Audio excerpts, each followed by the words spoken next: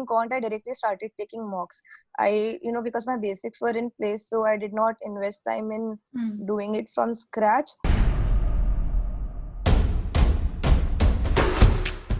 So, hi everybody, welcome to the Real Humans of B School. Today we have here Monica with us, who is coming from ISB Hyderabad, which is one of the most toughest colleges in India to get in through. So, welcome on board, Monica. Thank you so much, ma'am. Thank you for having me here. So, now that we have already discussed about, how ISB is, how hectic and how networking and great opportunities we have, tell me a little more about your struggle to get in there. Like, how did you make sure you cracked GMAT? I'm sure it must be a task with working, that too with working in e-commerce. I think you're working with fraternity, right? Yeah, that was the last role I had before Correct. So ISB. I'm sure it must be pretty hectic to juggle that as well as your GMAT prep. So the thing is, like I mentioned, I was in the game for quite some time. It's not that I wake up one night and decide I want to go to ISB. It was a conscious effort and plan. So Correct. I was in the game for quite some time. I was into the process of writing entrance exams and doing my applications.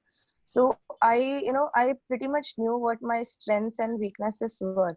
So when I compare the entrance exams for MBA, GMAT, in fact, for me, was a very logical exam because you don't have to mug up anything. Like in GRE, at least you are expected Yeah. to remember word lists and all. So GMAT is a very intuitive exam. So if you have your fundamentals in place, you only need practice to ace it, because it's a very intuitive exam. And the whole exam, like navigating GMAT, is again probably finding where the traps are.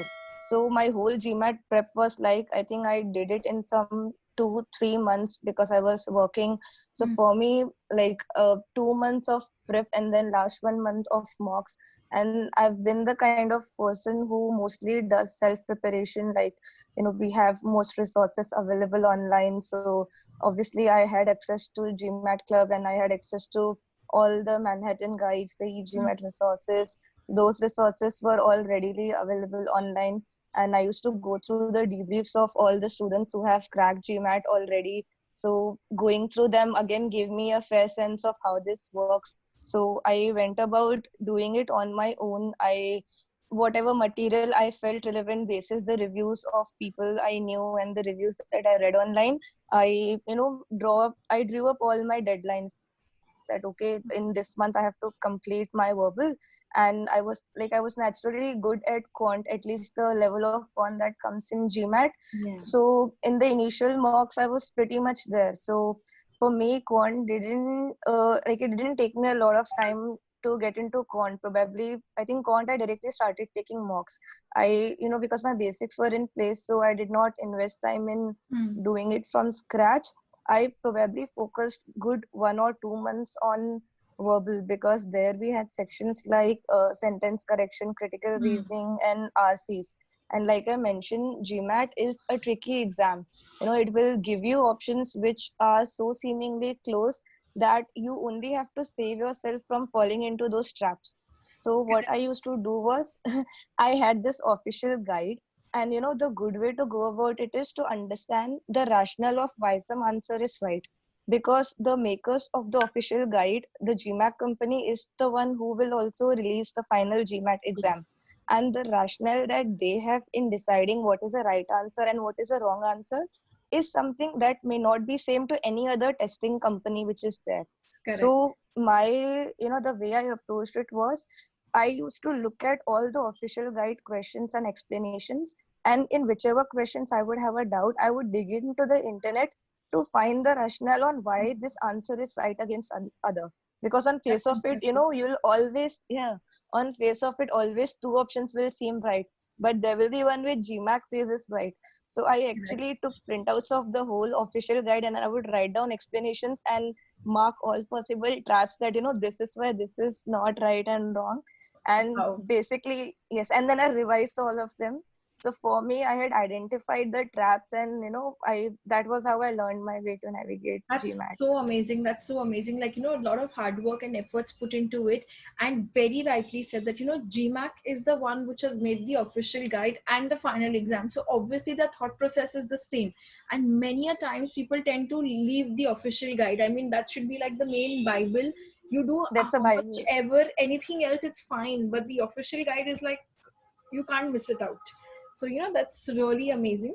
So like you mentioned, you gave yourself a little target, like I have to finish verbal, and then I have to finish making sure that my traps are in place, where you documented, revised, and all of them. So how many mocks did you give overall? Overall, so all the official mocks, I took all of them. So there were 2 free mocks, 4 paid mocks. So all 6 of them I took. Along with that, so I took all Manhattan and Veritas series. So I think 12, around 15 mocks I would have taken. But again, out of all of them, the 6 official ones were reliable ones, The which I would most say. ones. The others were for practice, because you Mhm. also have to, race against time again in the Correct. exam. But in terms of analyzing, the official mocks were what I was relying on. So in the GMAT exam, if you see, Monica, it's again like you said, race against the time. So what do you suggest? Like if you are able to solve a question, go ahead, do it. If you're not able to solve, should you like give guess marks, or you should skip it out? What do you suggest? So I tell you, GMAT is an exam where if you, if out of, say, if I don't solve 2 questions at the end, I'll be penalized more than guessing 2 questions. So, if after 10, 15, if I got 10, 15 questions straight correct, I Hmm. come across a super tricky question, instead of wasting time of it and missing the questions at the end, I would guess this one so that I can get the last ones right. Correct. Because the last set of questions are where the score probably is a more deciding factor. So Hmm. guessing, but then they're not blind guessing, Hmm. but guessing 2 or 3 questions in one particular set is fine, I would say. Like a smart guess, definitely, rather than staying stuck onto it. I have to only solve it and leave the time, and end Yes. up leaving questions. Yeah, exactly. So if the bargain is between leaving question and guessing question, I would always guess the question. That's lovely. That's really interesting. And you also have this section which is called as, integrated reasoning and analytical writing, which is pretty unique to any other competitive exams.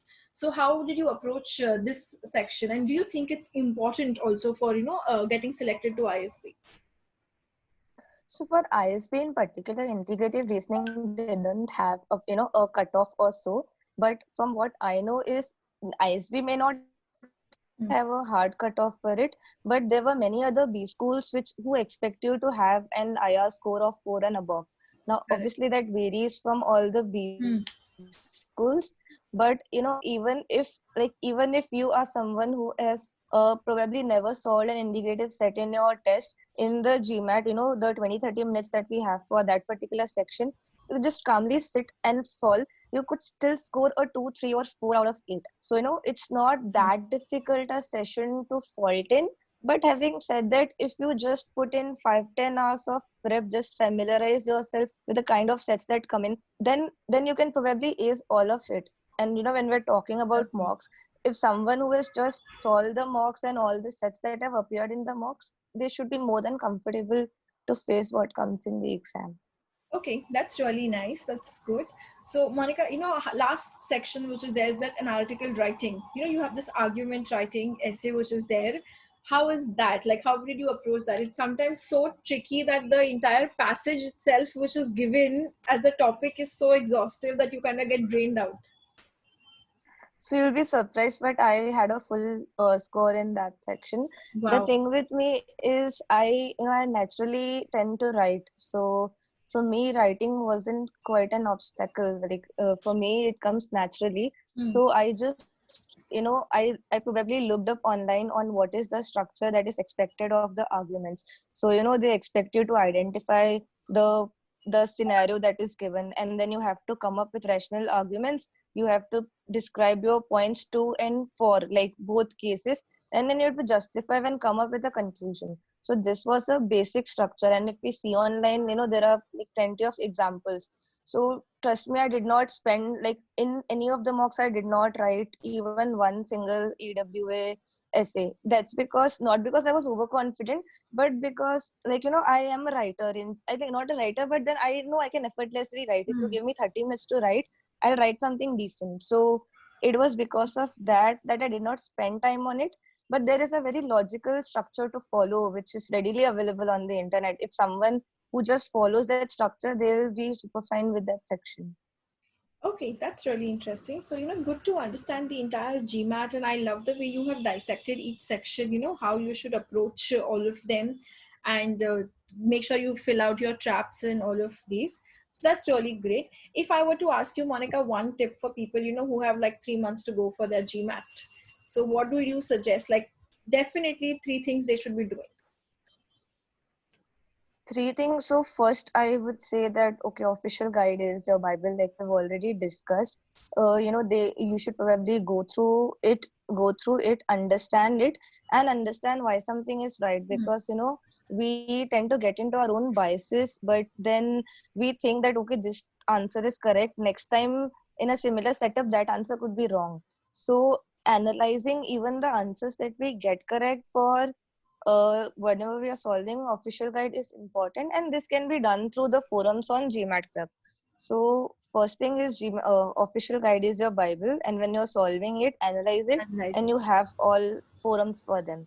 Second thing is that it's important to find the weak points and ace on your strong points. So, for example, if I know that RC is a challenging section for me, but SC and CR are my strong points. So, when an RC comes into picture, out of the 3 or 4 questions, I shouldn't waste a lot of time in getting all of them right. I would rather rationalize my time and use it where, I'm more confident of scoring, Correct. because we don't have negative points as such in the exam. So having a fair sense of the strengths and weakness so that we can work on our weak points and also optimize our time during the exam. Third thing is, I would like strongly recommend that when we take mocks, often what happens is, suppose someone is targeting a 700 or a 750, in the mock the person might get a 600 or a 650, and they feel that, okay, this is the end of the world. I can personally say this, that the mock score that I had 2 days before my exam, like I had a consistent mock score. Three of my mocks were exactly close to my final exam, but just the second last mock before my exam was 50 points lower, and that was a huge blow. So it's important to not get into the psychological pressures which we Yeah. built in for ourselves. So, like, I would say 2 days before the exam, if you have prepared enough, just relax and sleep, and maybe revise your notes. But Correct. don't get into those pressures, because I personally saw I was consistent, but one mock dipped and then I was anxious. But ultimately, my end exam score was similar to what I was scoring in the previous mocks.